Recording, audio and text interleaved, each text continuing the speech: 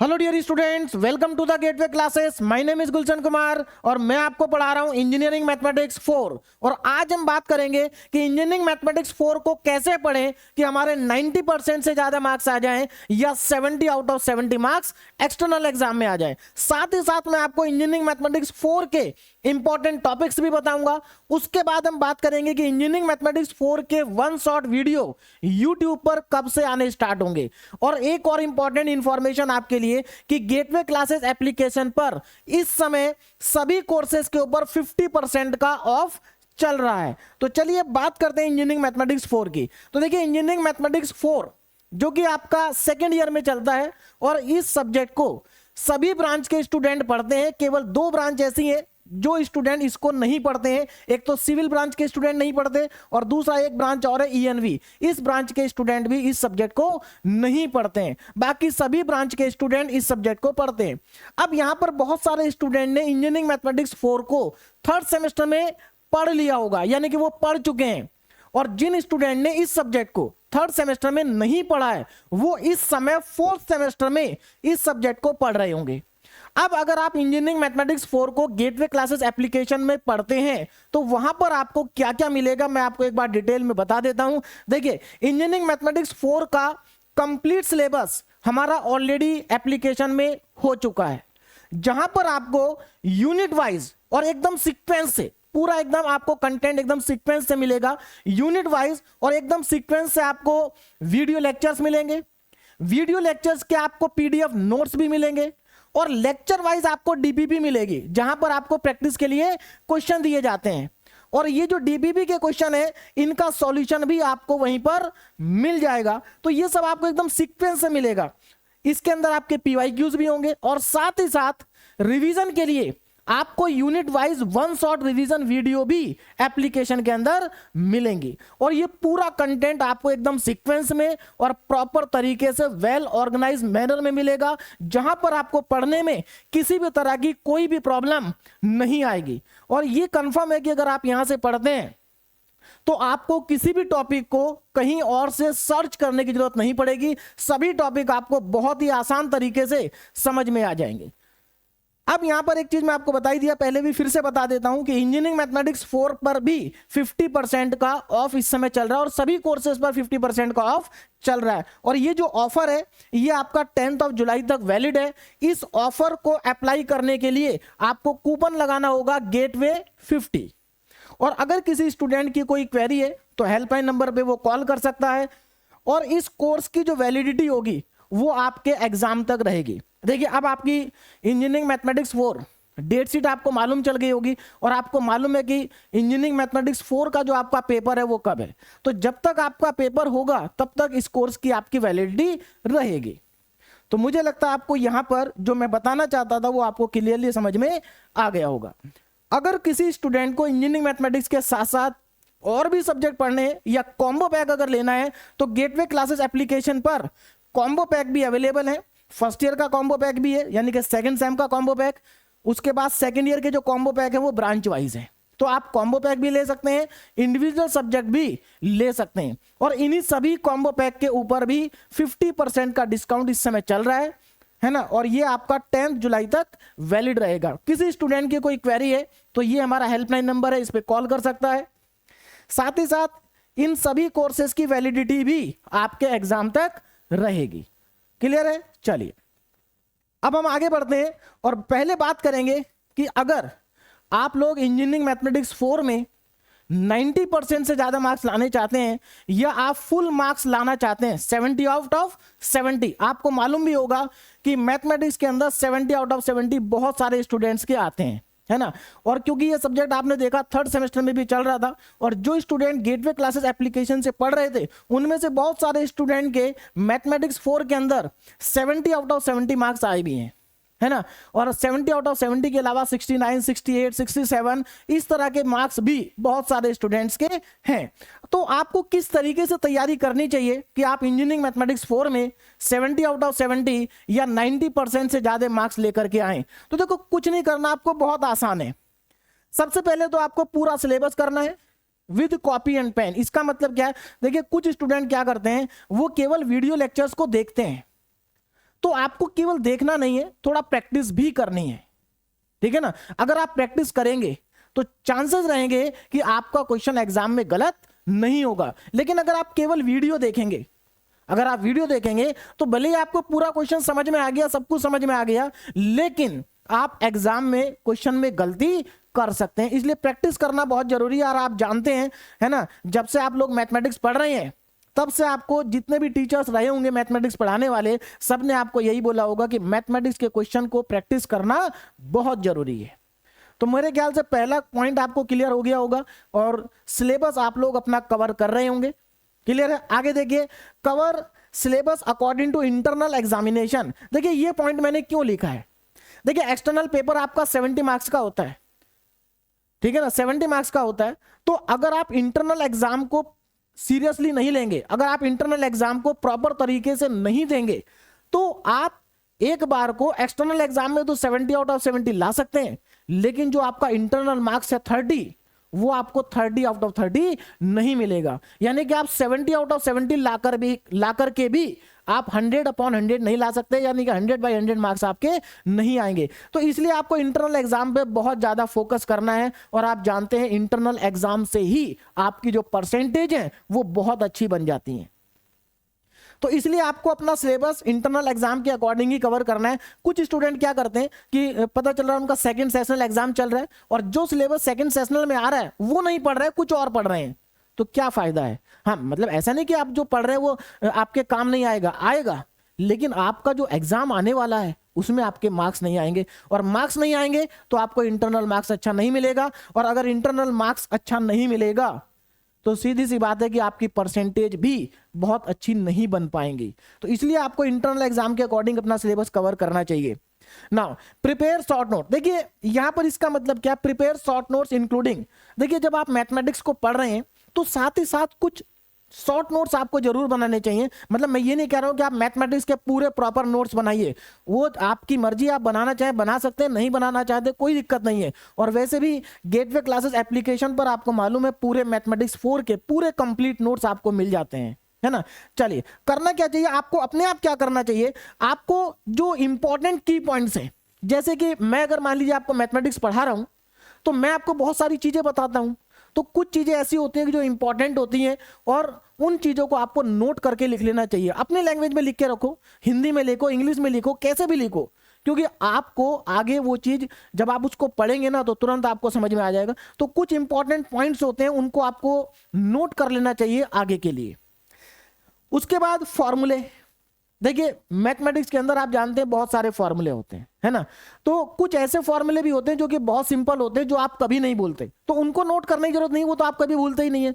लेकिन जो फॉर्मूले आप भूल जाते हैं या ऐसे फॉर्मूले जो पहली बार आ रहे हैं, उन फॉर्मूलों को आपको जरूर नोट करना चाहिए, क्योंकि उन फॉर्मूलों को अगर आप नोट करके रखेंगे तो आप उनको बार बार रिवाइज कर पाएंगे। और एक चीज मैं आपको बता दूं, अगर आपने शॉर्ट नोट्स बनाए हैं और उनको अगर आप बार बार रिवाइज करेंगे तो शॉर्ट नोट्स को रिवाइज करने से पूरा सिलेबस आपको रिवाइज हो जाएगा। इस चीज का आपको ध्यान रखना है। और आपको ये चीज मालूम भी होगी कि अगर आप केवल फॉर्मूले भी रिवाइज करते हैं ना तो आपको पूरा सिलेबस आपके दिमाग में आ जाता है।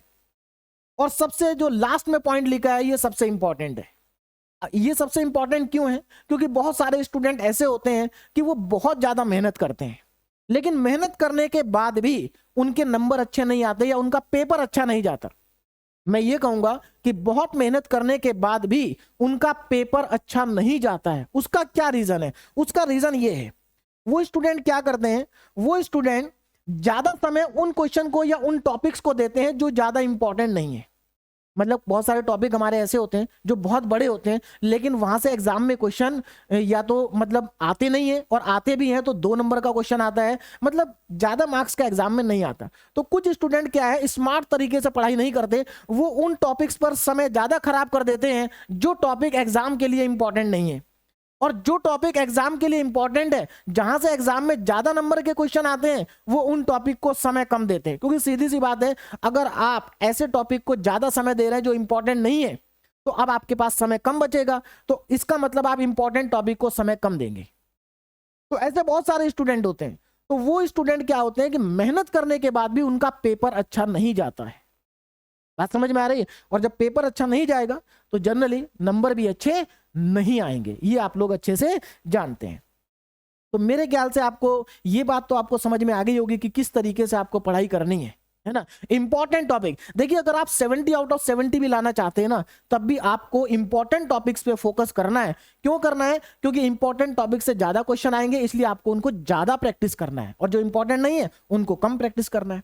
तो चलिए अब यूनिट वाइज मैं आपको बता देता हूं कि कौन से टॉपिक पर आपको ज्यादा फोकस करना है ना। तो यहां पर मैं आपको एक तरह से इंपॉर्टेंट टॉपिक भी बता रहा हूं कि किन पर आपको ज्यादा फोकस करना है ना। क्योंकि अगर आप अच्छे नंबर लाना चाहते हैं तो इंपॉर्टेंट टॉपिक जो है उनके क्वेश्चन आपको बार बार प्रैक्टिस करने हैं। अब यहां पर स्टार्ट करने से पहले मैं एक चीज और आपको बता देता हूं, क्योंकि बहुत सारे स्टूडेंट का ये क्वेश्चन होता है कि सर 5 यूनिट मैं नहीं कर पाऊंगा, मुझे कोई 2 यूनिट या 3 यूनिट जो ज्यादा इंपॉर्टेंट है वो बता दीजिए, या कोई जो 4 यूनिट इंपॉर्टेंट है वो मुझे बता दीजिए, है ना।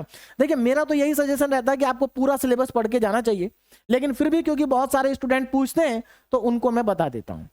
देखिए इंजीनियरिंग मैथमेटिक्स 4 के अंदर आपकी टोटल 5 यूनिट है, और इन 5 यूनिट में से यूनिट नंबर 1 और यूनिट नंबर 2 टफ है। मतलब ऐसा नहीं कि बहुत ज्यादा टफ है, आप लोग मैथमेटिक्स 2 पढ़ करके आए हैं तो पहली 2 यूनिट वैसे ही है जैसे कि मैथमेटिक्स 2 के अंदर थी। तो मैं यही कहूंगा कि मैथमेटिक्स 4 के अंदर पहली 2 यूनिट कंपैरेटिवली टफ है, और लास्ट की जो 3 यूनिट है वो बहुत इजी है, बहुत ज्यादा इजी है। बात समझ में आ रही? इसीलिए देखो मैंने यहाँ यूनिट 3 से स्टार्ट कर रहा हूं। मैं आपको पहले यूनिट 3 बताऊंगा, उसके बाद 4 बताऊंगा, उसके बाद 5, और उसके बाद मैं 1 पर आऊंगा, फिर 2 पर आऊंगा। तो यहां पर मैं बता देता हूं कि जो स्टूडेंट केवल 3 यूनिट पढ़ना चाहते हैं वो लास्ट की 3 यूनिट पढ़ें, यूनिट नंबर 3 से स्टार्ट करें। और यहां पर एक चीज क्लियरली मैं आपको बता देता हूं कि यूनिट नंबर 1 और यूनिट नंबर 2 का कोई भी यूज नहीं है लास्ट की 3 यूनिट में। लास्ट की 3 यूनिट एकदम सेपरेट है और स्टार्टिंग की 2 यूनिट एकदम सेपरेट है। तो आप अपनी पढ़ाई को, अगर कोई स्टूडेंट ऐसा है जिसने अभी तक कुछ भी नहीं पढ़ा है और वो पास होना चाहता है या अच्छे नंबर लाना चाहता है, तो वो यूनिट नंबर 3 से स्टार्ट करे। बहुत आसान है, ये तीनों यूनिट स्टैटिक्स की हैं और बहुत ही सिंपल यूनिट है।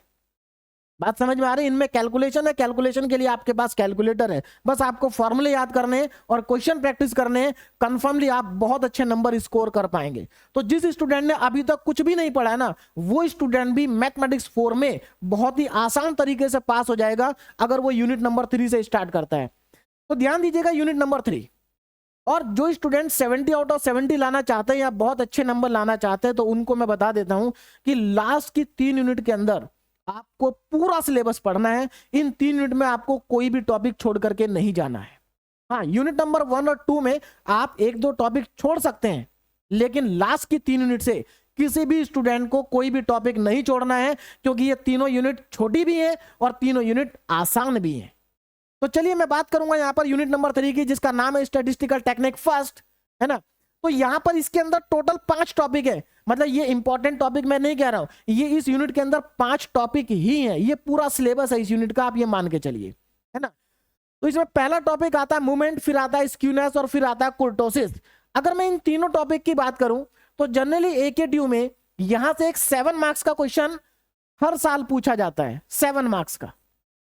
ध्यान दीजिएगा, यहां से 7 मार्क्स का क्वेश्चन हर साल पूछा जाता है।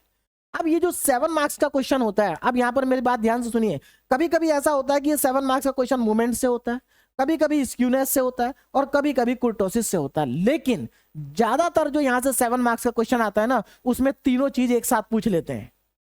तो अगर आपको ये तीनों टॉपिक आप पढ़ लेंगे तो आप मान के चलिए कि एक 7 मार्क्स का क्वेश्चन आपका कंफर्म तैयार हो जाएगा। और ये तीनों टॉपिक बहुत ही आसान है। हाँ, एक चीज मैं आपको बता दूं, इन तीनों टॉपिक के जो क्वेश्चंस है ना, इन तीनों टॉपिक के जो क्वेश्चंस है, क्वेश्चन बहुत आसान है, लेकिन कैलकुलेशन काफी ज्यादा है, कैलकुलेशन काफी ज्यादा है। लेकिन आपको घबराने की जरूरत नहीं है, क्योंकि आपके पास कैलकुलेटर है। भाई आपको अपने आप तो करनी नहीं है, कैलकुलेटर से करनी है। तो अगर आप कैलकुलेशन को ध्यान से करेंगे तो ये मेरी गारंटी है कि इनका क्वेश्चन आपका गलत नहीं होगा।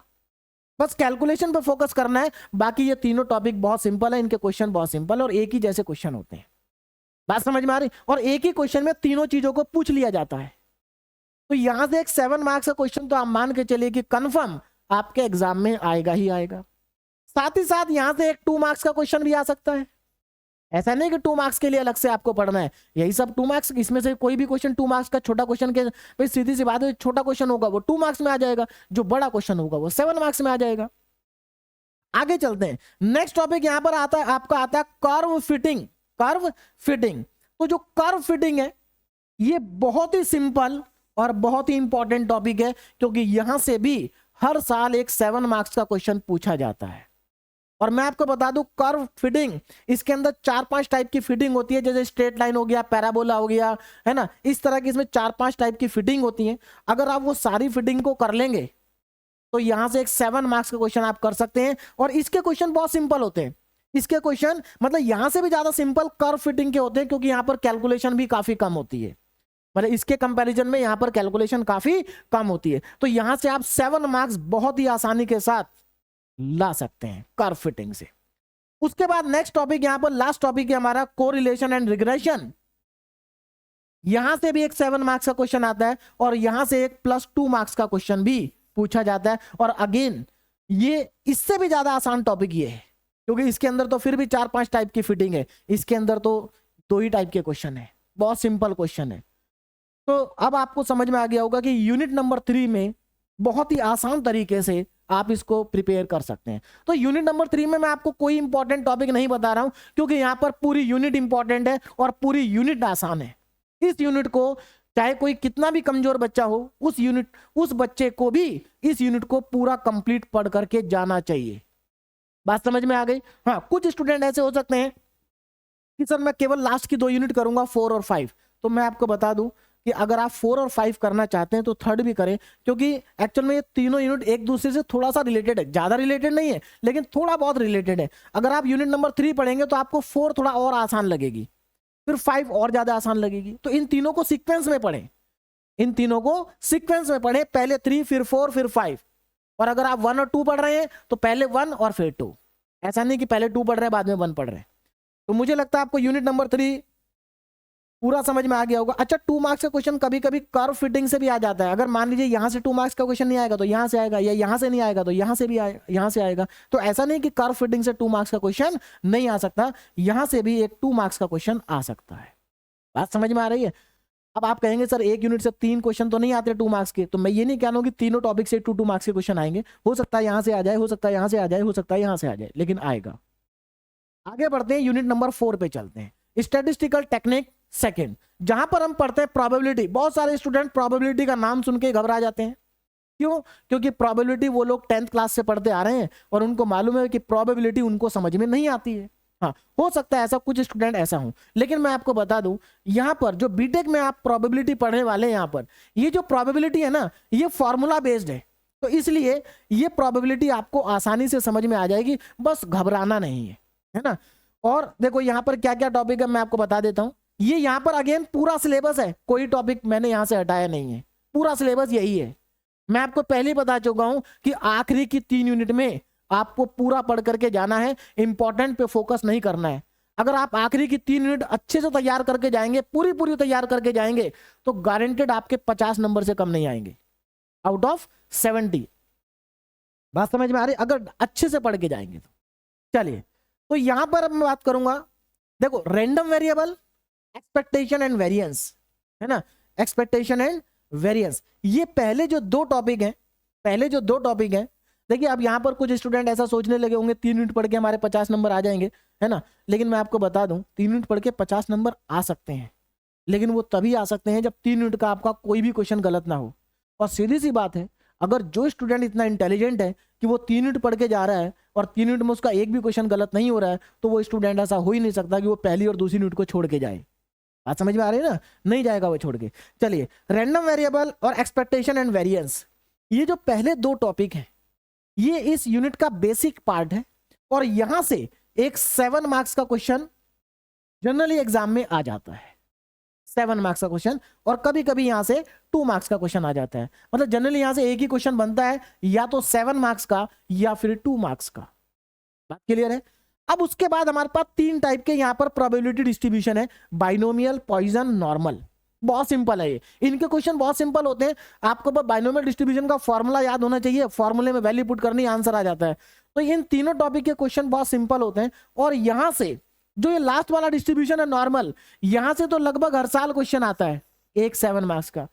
अब एक और 7 मार्क्स का क्वेश्चन आना है, तो वो 7 मार्क्स का क्वेश्चन कहां से आएगा, ध्यान दीजिएगा, या तो बाइनोमियल से आ जाएगा या पॉइजन से आ जाएगा। और कभी कभी ऐसा भी हो जाता है कि यहां से अगर 2 मार्क्स का क्वेश्चन आया तो फिर तीनों क्वेश्चन यहीं से आएंगे, एक यहां से आ जाएगा 7 मार्क्स का, एक यहां से आ जाएगा और एक यहां से आ जाएगा। तो फिलहाल इन दोनों टॉपिक से एक तो 7 मार्क्स का क्वेश्चन कंफर्म आएगा, कंफर्म आएगा। और 2 मार्क्स का जो क्वेश्चन है वो इनमें से किसी भी टॉपिक से आ सकता है। तो 2 मार्क्स के लिए भी ऐसा नहीं कि आपको अलग से पढ़ना है, यही टॉपिक आपको तैयार करने। तो यहां पर इस यूनिट को आपको बहुत अच्छे तरीके से तैयार कर लेना, बहुत ही आसान यूनिट है। और मैंने जितने क्वेश्चन आपको करा रखे हैं उतने क्वेश्चन सफिशिएंट है। उतने क्वेश्चन अगर आप तैयार कर लेंगे, क्वेश्चन प्रैक्टिस कर लेंगे, तो आपको अलग से कुछ भी नहीं करना पड़ेगा, है ना। और पूरे क्वेश्चन आप अटेम्प्ट कर करके आएंगे। आगे चलते हैं यूनिट नंबर 5 जो कि है स्टैटिस्टिकल टेक्निक थर्ड। इस यूनिट के स्टार्टिंग में थोड़ा सा थ्योरेटिकल पार्ट है, थ्योरेटिकल पार्ट है ना, तो वो भी इंपॉर्टेंट है, उसको आपको पढ़ना है। तो देखिए अगर मैं बात करूं इस यूनिट के अंदर कौन कौन से टॉपिक आते हैं, देखो इसके अंदर क्या एक्चुअल में एक तो हाइपोथेसिस टेस्टिंग है और एक आपका एसक्यूसी है, स्टैटिस्टिकल क्वालिटी कंट्रोल। 2 टॉपिक इसके अंदर आते हैं। तो जो हमारा हाइपोथेसिस टेस्टिंग है, तो स्टार्टिंग में हाइपोथेसिस टेस्टिंग की कुछ थ्योरी है, उस थ्योरी को आपको पढ़ना है। बात समझ में आ रही? क्यों पढ़ना है? क्योंकि एक तो वहां से 2 मार्क्स का क्वेश्चन आता है, दूसरा थ्योरी अगर आप पढ़ लेंगे तो आपको न्यूमेरिकल पार्ट और अच्छे से समझ में आएगा। तो इस यूनिट के अंदर बेसिकली क्या है, यहां पर 3 टेस्ट हैं आपके और उसके बाद कुछ कंट्रोल चार्ट है। तो यहां पर देखो 3 टेस्ट आपको दिखाई दे रहे हैं, टी टेस्ट, जेड टेस्ट और काई स्क्वायर टेस्ट। इसमें से जो पहले 2 टेस्ट हैं, इन दोनों टेस्ट से एक 7 मार्क्स का क्वेश्चन कंफर्म मान के चलिए कि आएगा ही आएगा, है ना। कंफर्म आप मान के चलिए कि यहां से एक 7 मार्क्स का क्वेश्चन आएगा। उसके बाद जो ये काई स्क्वायर टेस्ट है, यहां से भी एक 7 मार्क्स का क्वेश्चन कंफर्म आता है और बहुत ही सिंपल टॉपिक है। और एक चीज मैं आपको बता दूं, अगर आप टी टेस्ट पढ़ रहे हैं ना, तो टी टेस्ट के सारे क्वेश्चन एक जैसे होते हैं, बस कैलकुलेशन बदलती है, वो भी स्टेप नंबर 3 में जाकर के, मतलब थोड़ी सी कैलकुलेशन बदलेगी, बाकी पूरे स्टेप सेम रहेंगे। यानी कि अगर आपने टी टेस्ट का एक क्वेश्चन कर लिया तो आप टी टेस्ट के सारे क्वेश्चन कर सकते हैं, चाहे कोई सा भी हो। सिमिलरली जेड टेस्ट के सारे क्वेश्चन एक जैसे हैं और टी टेस्ट के क्वेश्चन में और जेड टेस्ट के क्वेश्चन में केवल 10% का अंतर है, बाकी 90% तो दोनों टेस्ट सेम ही है। तो मतलब अगर आपका टी टेस्ट तैयार हो गया तो मान के चलिए कि 90% आपका जेड टेस्ट भी तैयार हो गया और सारे क्वेश्चन इनके एक जैसे हैं। तो इन टेस्ट को तैयार करना आपके लिए बहुत ही आसान काम है, बहुत जल्दी इन दोनों टेस्ट को आप तैयार कर लेंगे। क्लियर है? काई स्क्वायर टेस्ट ये भी बहुत इंपॉर्टेंट टेस्ट है और यहां से भी एक 7 मार्क्स का क्वेश्चन आता है और अगेन बहुत ही आसान टेस्ट है। बात समझ में आ रही है ना? बहुत ही आसान है। अच्छा एक चीज और क्लियर कर दूं, कुछ स्टूडेंट ऐसा सोचेंगे कि सर हमें 3 क्वेश्चन आते हैं लॉन्ग क्वेश्चन एक यूनिट से और हमें 2 करने होते हैं, तो क्या हम ये पहले 2 टॉपिक कर लें, है ना। सोच तो बिल्कुल सही रहे, तो आपका सोचना बिल्कुल सही है, लेकिन उसमें रिस्क रहता है। रिस्क क्या रहता है मैं आपको बताता हूं। जैसे फॉर एग्जांपल ये दोनों क्वेश्चन अगर मान लो इसका क्वेश्चन और इसका क्वेश्चन अगर एक साथ आ गए, दोनों क्या आ गए, एक साथ आ गए, बात समझ रहे हो मेरी, मतलब इन दोनों में इंटरनल चॉइस हुई तो फिर आप दोनों में से एक ही अटेम्प्ट कर पाओगे, फिर दूसरा क्वेश्चन कहां होगा, यहां से होगा। तो रिस्क हो सकता है, कर तो आप बिल्कुल सकते हैं कि भाई आप दोनों ये टॉपिक तैयार करके चले जाए और इसको छोड़ दें, लेकिन उसमें रिस्क हो सकता है कि अगर ये दोनों के दोनों क्वेश्चन एक साथ आ गए इंटरनल चॉइस में, तो फिर आप एक ही अटेम्प्ट कर पाओगे और एक क्वेश्चन आपका छूट जाएगा, है ना। तो आप रिस्क लेना चाहते हैं, आप कम पढ़ना चाहते हैं तो आप रिस्क ले सकते हैं, लेकिन अगर आपको पूरे नंबर लाने हैं या अच्छे नंबर लाने हैं तो आपको रिस्क नहीं लेना चाहिए और आपको पूरा पढ़ना चाहिए। चलिए उसके बाद हमारे पास आते हैं कंट्रोल चार्ट्स। अब इसमें देखो हमारे पास 4 टाइप के चार्ट है, एक्स चार्ट, आर चार्ट, फिर पी चार्ट, फिर एनपी चार्ट, फिर सी चार्ट। लगभग एक ही जैसे क्वेश्चन होते हैं, इन सबके थोड़ा थोड़ा सा अंतर होता है। तो बहुत ही सिंपल टॉपिक है ये जो चार्ट्स है ये एसक्यूसी के अंदर आते हैं, स्टैटिस्टिकल क्वालिटी कंट्रोल, और यहां से एक 7 मार्क्स का क्वेश्चन आपको किसी ना किसी चार्ट से जरूर मिलेगा। अच्छा इस यूनिट में जो 2 नंबर के क्वेश्चन है वो कहां से बनते हैं?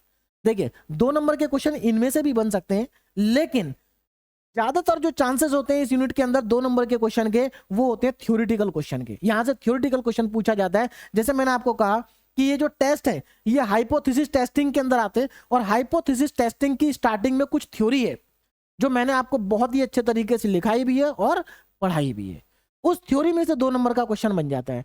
तीसरा, यहां पर ये जो चार्ट है ये स्टैटिस्टिकल क्वालिटी कंट्रोल के अंदर आते हैं। तो स्टैटिस्टिकल क्वालिटी कंट्रोल में भी मैंने आपको थोड़ी सी थ्योरी पढ़ाई थी कि जैसे कि स्टैटिस्टिक कंट्रोल क्या होता है। तो यही बहुत इंपॉर्टेंट क्वेश्चन है, 2 नंबर में यहां से भी क्वेश्चन बन जाता है। तो इस यूनिट के अंदर से जनरली 2 नंबर का जो क्वेश्चन होता है ना वो थ्योरेटिकल होता है। इसलिए इस यूनिट के अंदर जो थ्योरी मैंने आपको पढ़ाई है उस थ्योरी को आपको अच्छे से तैयार करके जाना है। अब थोड़ा आगे चलते हैं। तो आखिरी की 3 यूनिट तो मैंने बता दिया आपको, इसमें से आपको कुछ नहीं छोड़ना चाहिए। अगर आप मान लीजिए कोई वीक स्टूडेंट भी है तो उसको भी पूरा पढ़ना चाहिए, जिसने अभी तक कुछ नहीं पढ़ा है उसको भी ये 3 यूनिट अच्छे से तैयार करनी चाहिए। अब बात करते हैं यूनिट नंबर 1 एंड 2 में। 1 एंड 2 थोड़ा सा कंपैरेटिवली टफ यूनिट है, इसमें आप कुछ टॉपिक छोड़ सकते हैं। बात समझ में आ रही? चलिए पहले बात करूंगा यूनिट नंबर 1 की, जो है हमारे पास partial differential equation. Partial differential equation है ना। देखिए एक और चीज मैं यहां पर बता दूं, कुछ स्टूडेंट क्या करते हैं, वो यूनिट नंबर 1 और यूनिट नंबर 2 से रिवीजन स्टार्ट करते हैं और यूनिट नंबर 1 और 2 में इतना समय लगा देते हैं कि लास्ट की 3 यूनिट के लिए उनके पास समय ही नहीं बचता। उन स्टूडेंट के नंबर कम आ जाते हैं या उनका पेपर अच्छा नहीं जाता है। रीजन क्या है भाई? वेटेज तो सबका बराबर है ना, और यूनिट नंबर 1 और 2 में आपने ज्यादा समय लगा दिया है ना, और यूनिट नंबर 1 एंड 2 वैसे भी डिफिकल्ट है। तो पता लग रहा है आपने यूनिट नंबर 1 और 2 में ज्यादा समय लगाया और फिर भी आप किसी भी वजह से, किसी भी कारण से उसका क्वेश्चन आपने गलत कर दिया तो आपके नंबर गए। तो इसलिए आपको सभी यूनिट को बराबर समय देना है अगर आप पूरा सिलेबस पढ़ रहे हैं तो। हाँ, यूनिट नंबर 1 और 2 को आप थोड़ा ज्यादा दे सकते हैं, लेकिन मेरा सजेशन ये है कि जब आप रिवीजन करें तो आप आखिरी की 3 यूनिट को पहले तैयार करें। चलिए देखिए इसके अंदर हमारे पास कौन कौन से टॉपिक है। पहला टॉपिक इसके अंदर आता है Lagrange method to solve quasilinear PDE. To solve quasilinear PDE, ये यूनिट नंबर 1 का पहला टॉपिक है। इसके अंदर 2 टाइप के क्वेश्चन होते हैं, एक तो मेथड ऑफ ग्रुपिंग के होते हैं और दूसरा मेथड ऑफ मल्टीप्लायर के होते हैं।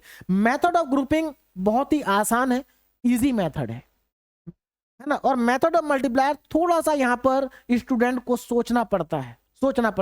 तो मैं यहां पर आपको देखिए क्या बताने जा रहा हूं, ध्यान दीजिएगा। देखिए आपको क्या करना चाहिए, ये जो पहला मेथड है लैग्रांजे मेथड, और मैं आपको ये भी बता दूं लैग्रांजे मेथड का क्वेश्चन बहुत ज्यादा यूनिवर्सिटी एग्जाम में पूछा जाता है। यानी कि अगर आप प्रीवियस 10 इयर्स के पेपर को उठाएंगे तो उन 10 इयर्स में 6 to 7 टाइम्स लैग्रांजे मेथड का क्वेश्चन आपको मिल जाएगा। यानी कि 10 साल में से 6 बार इसका क्वेश्चन या 7 बार इसका क्वेश्चन पूछा गया होगा, तो इंपॉर्टेंट तो है। अब इसमें 2 टाइप के क्वेश्चन है, मेथड ऑफ ग्रुपिंग और मेथड ऑफ मल्टीप्लायर। तो आप क्या कर सकते हैं, देखिए ध्यान दीजिएगा, जो मेथड ऑफ ग्रुपिंग है वो आसान है और मेथड ऑफ मल्टीप्लायर थोड़ा सा डिफिकल्ट है। तो यहां पर आप ऐसा कर सकते हैं कि मेथड ऑफ मल्टीप्लाई को मान लीजिए आपको नहीं हो पा रहा है तो आप मेथड ऑफ ग्रुपिंग कर लें और इसको छोड़ दें। लेकिन जो बच्चा अच्छे नंबर लाना चाहता है, पूरे नंबर लाना चाहता है, उनकी बात नहीं कर रहा हूं, उनको तो पढ़ना ही है, क्लियर है ना। मैं उनकी बात कर रहा हूं जो इंपॉर्टेंट पढ़ना चाहते हैं यूनिट नंबर 1 और 2 में। तो मेथड ऑफ ग्रुपिंग पढ़ लें और मेथड ऑफ मल्टीप्लायर छोड़ दें, या फिर मेथड ऑफ ग्रुपिंग और मेथड ऑफ मल्टीप्लायर के जो इंपॉर्टेंट क्वेश्चन है उन्हीं को सॉल्व करें, क्योंकि ज्यादातर यहां पर क्वेश्चन रिपीट होता है। क्या होता है? रिपीट होता है, क्लियर है। एक्चुअल में मेथड ऑफ मल्टीप्लायर में दिक्कत क्या आती है, यहां पर हमें सोचना पड़ता है कि हम क्या मल्टीप्लायर ले, और वहां पर स्टूडेंट गलती कर देता है कभी कभी, है ना। चलिए उसके बाद आता है दूसरा method, Charpit method. Again Charpit method फिर से बहुत इंपॉर्टेंट है। इसके क्वेश्चन भी आप मान के चलिए पिछले 10 साल में 6 से 7 बार आए होंगे चारपिट मेथड के क्वेश्चन, इंपॉर्टेंट टॉपिक है। और इस चारपिट मेथड के अंदर अगर मैं बात करूं, इसके क्वेश्चन बहुत लंबे लंबे होते हैं, बड़े बड़े क्वेश्चन होते हैं, इसमें भी आपको सोचना पड़ता है। यानी कि ये भी थोड़ा सा इसका जो डिफिकल्टी लेवल है वो ज्यादा है। तो आपको क्या करना चाहिए, क्या ये टॉपिक छोड़ना चाहिए? देखिए आप छोड़ना चाहें तो छोड़ सकते हैं, लेकिन फिर भी मैं इस टॉपिक के लिए आपको सजेशन दूंगा। इस टॉपिक के अंदर केवल 3 या 4 क्वेश्चन है बस, मतलब 3 और 4 क्वेश्चन है, वही क्वेश्चन बार बार रिपीट होते हैं। क्वेश्चन तो ज्यादा है लेकिन 3-4 क्वेश्चन ऐसे हैं जो बार बार रिपीट होते हैं। तो आप एक काम करिए, उन 3-4 क्वेश्चन को प्रैक्टिस कर लीजिए। अगर उनमें से आ गया तो ठीक है, और नहीं आया तो कोई बात नहीं, आप दूसरा अटेम्प्ट कर सकते हो, ऑप्शन में तो और भी होंगे। बात समझ में आ रही है? तो आप ऐसा कर सकते हैं, क्योंकि चारपिट मेथड का जो क्वेश्चन होता है ना, जनरली क्या होता है कि जो क्वेश्चन स्टूडेंट ने नहीं किया होता वो क्वेश्चन स्टूडेंट से जनरली गलत हो जाता है। सबसे नहीं होता, कुछ स्टूडेंट टैलेंटेड होते हैं, बहुत टैलेंटेड होते हैं, है ना, या उनके दिमाग में आ जाता है, वो कर लेते हैं। तो यहाँ पर थोड़ा रिस्क रहता है, तो इसलिए आप ज्यादा क्वेश्चन सॉल्व ना करें, 3 से 4 क्वेश्चन सॉल्व करें जो इंपॉर्टेंट है, मैंने करा रखे। उसके बाद यहां पर homogeneous linear partial differential equation with constant coefficient है, non homogeneous linear partial differential equation with constant coefficient है। यहां पर आपको क्या करना होता है, इनमें आपको सीएफ और पीआई कैलकुलेट करना होता है, जैसा कि आप लोगों ने मैथमेटिक्स 2 में भी किया था, है ना, सीएफ और पीआई। तो CF और PI की हेल्प से आप इन क्वेश्चंस को सॉल्व करते हैं और यहां से भी एक 7 मार्क्स का क्वेश्चन आने के पूरे चांस होते हैं।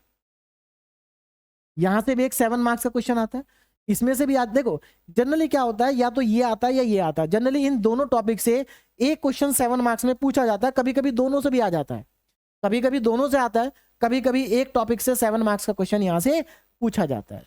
बोलो बात समझ में आ रही है? चलिए अब इसके आगे चलते हैं, लास्ट वाला topic, equation reducible to linear PDE with constant coefficient, और ये टॉपिक से भी 7 मार्क्स का क्वेश्चन पूछा जाता है। अब देखिए आपको क्या करना चाहिए वो मैं आपको बता देता हूं। देखो ये जो लास्ट वाले 3 टॉपिक है, ये तीनों टॉपिक आसान है क्योंकि इनमें CF और PI निकालना आता है, और CF और PI आप लोग मैथमेटिक्स 2 में भी पढ़ चुके हैं, तो कंपैरेटिवली इनके क्वेश्चन क्या होते हैं, सिंपल होते हैं, इनके क्वेश्चन सिंपल होते हैं। तो आप इस यूनिट में अगर टॉपिक छोड़ना चाहते हैं तो आप लैग्रांजे मेथड, चारपिट मेथड छोड़ सकते हैं, लेकिन रिस्क रहेगा, अगर आप छोड़ देंगे तो हो सकता है कि आप पूरा पेपर अटेंड ना कर पाए। लेकिन मैं उनकी बात कर रहा हूं जिन्होंने पूरा सिलेबस नहीं पढ़ना है लेकिन आखिरी के 3 यूनिट वो पढ़ चुके हैं, तो आप अब यूनिट नंबर 1 में से अपनी चॉइस के हिसाब से जो आपको टॉपिक डिफिकल्ट लगता हो उस टॉपिक को आप छोड़ सकते हैं। मेरी बात अब आपको समझ में आ गई होगी, मैंने आपको बता दिया कहां कहां से क्वेश्चन पूछे जाते हैं। Now unit number 2, application of partial differential equation and Fourier transform. इसके अंदर 2 चैप्टर हैं। पहला है application of partial differential equation, और ये जो पहला वाला चैप्टर है, ये ज्यादा इंपॉर्टेंट है। यहां से आप मान के चलिए 3 में से 2 लॉन्ग क्वेश्चन तो यहीं से आएंगे कंफर्म है, और जो 2 नंबर का क्वेश्चन आता है वो भी यहीं से आता है। अब इसमें कौन कौन से टॉपिक है? पहला है इसमें method of separation of variable. अब देखो जो स्टूडेंट केवल इंपॉर्टेंट पढ़ना चाहते हैं वो इस टॉपिक को तैयार करके चले जाएं। इसका क्वेश्चन 7 मार्क्स में जनरली लगभग मान के चलिए कि हर साल आता है। एक 7 मार्क्स का question, method of separation of variable, एक क्वेश्चन आप करेंगे, सारे क्वेश्चन एक जैसे होते हैं। हाँ एक चीज मैं आपको और बता दूं, मैथमेटिक्स 4 के अंदर ये जो यूनिट नंबर 2 है और इसमें जो ये टॉपिक है आपका application of partial differential equation, इसके क्वेश्चन सबसे लंबे क्वेश्चन होते हैं। मतलब आप मान के चलिए कि मैथमेटिक्स 2 के अंदर भी इतने लंबे क्वेश्चन नहीं थे जितने लंबे क्वेश्चन इस टॉपिक के हैं, application of partial differential equation के। लेकिन अच्छी चीज ये है कि सारे क्वेश्चन एक जैसे होते हैं, सब में सेम स्टेप फॉलो होते हैं, ये इसमें एक अच्छी चीज है। तो पहला टॉपिक है method of separation of variable, ये इंपॉर्टेंट टॉपिक है, यहां से 7 मार्क्स का क्वेश्चन पूछा जाता है, आप इसको अच्छे से तैयार करके जाएं। और एक चीज मैं आपको और बता दूं, इसके बाद जो ये 3 टॉपिक हैं, 3 टॉपिक, इन तीनों टॉपिक के 100% क्वेश्चन में ये method of separation of variable apply होता है। मतलब आप ये मान के चलिए कि अगर इन तीनों टॉपिक से, देखिए इन तीनों टॉपिक से एक 7 मार्क्स का क्वेश्चन आता है, इन तीनों टॉपिक से एक 7 मार्क्स का क्वेश्चन आता है, और इन तीनों टॉपिक को आप जब तक नहीं पढ़ सकते तब तक आप ये मेथड ना पढ़ें, क्योंकि इस मेथड को आपको इन तीनों टॉपिक में अप्लाई करना है। कहने का मतलब ये है इन तीनों टॉपिक के 100% क्वेश्चन में ये मेथड अप्लाई होता है। तो ये मेथड का क्वेश्चन 7 मार्क्स का आता है और ये मेथड इन तीनों में भी अप्लाई होता है। तो मैं यहां पर ये कहना चाहता हूं कि अगर आप ये टॉपिक अगर आप इंपॉर्टेंट करना चाहते हैं तो आप केवल ये वाला टॉपिक पढ़ के चले जाए और इनको छोड़ दें। बात समझ में आ रही? लेकिन अगर आप थोड़ा सा और मेहनत करेंगे तो जैसा कि मैंने आपको बताया इनके जितने भी क्वेश्चन होते हैं उसमें ये मेथड अप्लाई होता है। तो आप मान के चलिए अगर इसमें से जो क्वेश्चन होते हैं उनका सॉल्यूशन 4-4, 5-5 पेज में आता है, तो अगर 4 पेज का सॉल्यूशन है तो 4 पेज में से 3 पेज में तो आपको method of separation of variable लगाना है, 1 पेज आपका बदलेगा। तो कहने का मतलब ये है कि अगर इन तीनों में से किसी भी टॉपिक का एक 7 मार्क्स का क्वेश्चन आता है और उसमें केवल आप method of separation of variable apply कर देते हैं तो भी आपको 7 में से 4 या 5 मार्क्स, 4 मार्क्स तो मिल ही जाएंगे। बात समझ में आ रही है? लेकिन जिन बच्चों को इंपॉर्टेंट पढ़ना वो पहला टॉपिक पढ़े और बाकी छोड़ दे, ठीक है ना। कॉम्प्लेक्स फोरियर ट्रांसफॉर्म ये 2nd चैप्टर है, ज्यादा इंपॉर्टेंट नहीं है। यहां से अगर आएगा तो एक क्वेश्चन आएगा 7 मार्क्स का और कभी कभी नहीं भी आ सकता, हो सकता है कि तीनों क्वेश्चन यहीं से आ जाए, ये भी हो सकता है।